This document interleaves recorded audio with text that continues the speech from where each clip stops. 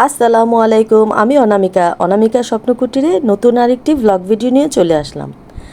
আজকে আমি রান্না করব ধুন্দুল দিয়ে চিংড়ি মাছ।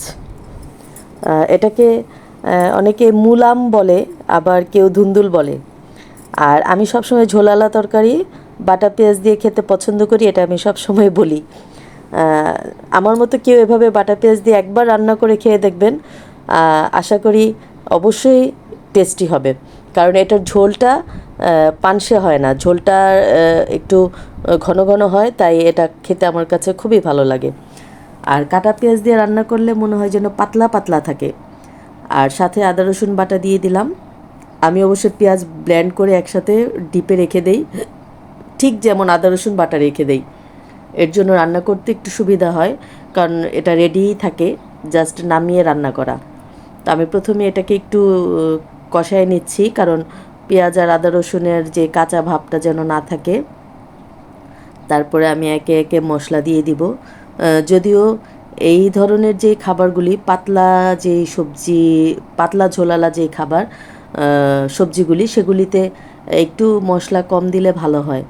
আমি লবণ দিয়ে দিলাম ধনিয়ার গুঁড়া, অল্প করে আমি গুঁড়া মরিচ দিচ্ছি, লাল মরিচের গুঁড়ো যেটা, আর একটুখানি দিয়ে দিচ্ছি কাশ্মীরি লাল মরিচের গুঁড়ো, আর সাথে দিব অল্প করে হলুদের গুঁড়ো। আর এটা খুব একটা বেশি মশলা লাগে না। আপনারা চাইলে মরিচের গুঁড়া নাও দিতে পারেন, কাঁচামরিচ দিয়েও খেতে পারেন। শুধু কাঁচামরিচ দিয়েও যে ঝালটা হয়, আদা রসুনের যে ঝালটা হয়, সেটাও কিন্তু টেস্টি। আর সাথে আমি অল্প করে আলু কুচি দিয়ে দিয়েছি। চাইলে আপনারা আলু দিতে পারেন, আবার নাও দিতে পারেন। শুধু ধুন্দুল বা ঝিঙা এগুলো দিয়েও রান্না করতে পারেন। তো আমি এটাকে একটু কষায় নেব, সাথে চিংড়ি মাছটাও দিয়ে দিব।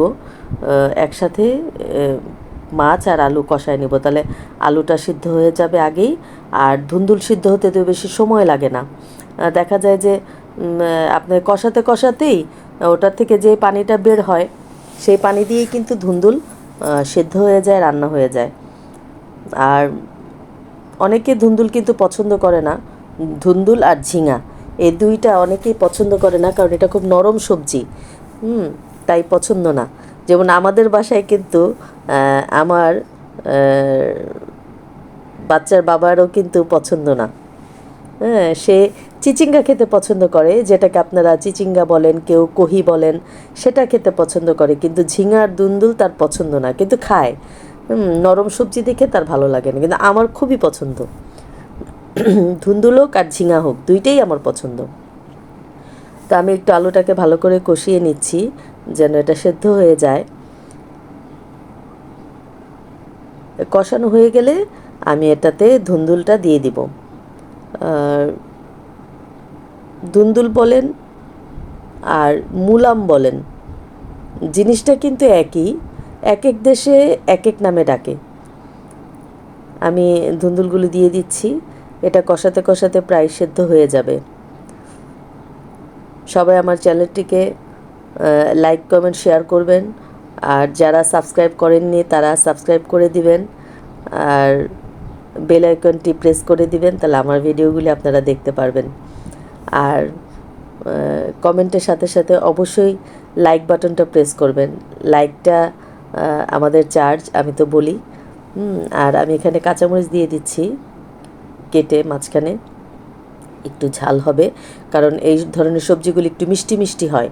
আর চিংড়ি মাছও একটি মিষ্টি মাছ, আলুও মিষ্টি, তাই একটু কাঁচামরিচটা বেশি করে দিলাম, যেন একটু ঝাল ঝাল লাগে।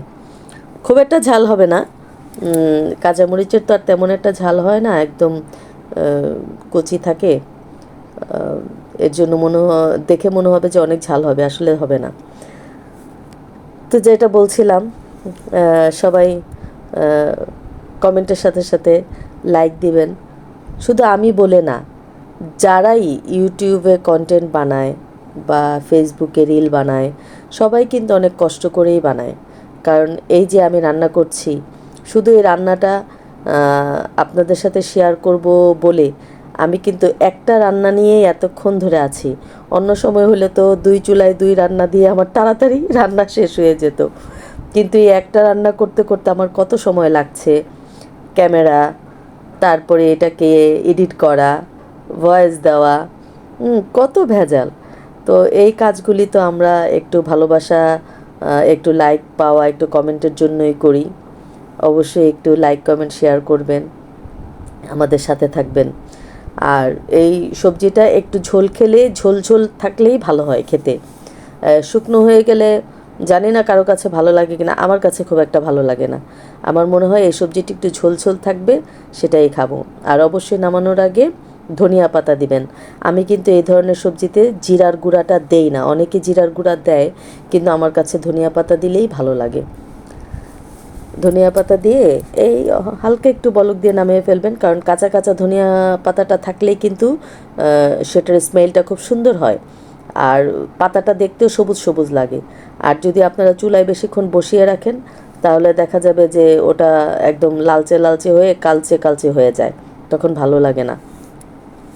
তো সবাই ভালো থাকবেন, সবার জন্য আমি দোয়া করি, আমার জন্য সবাই দোয়া করবেন। আসসালামু আলাইকুম।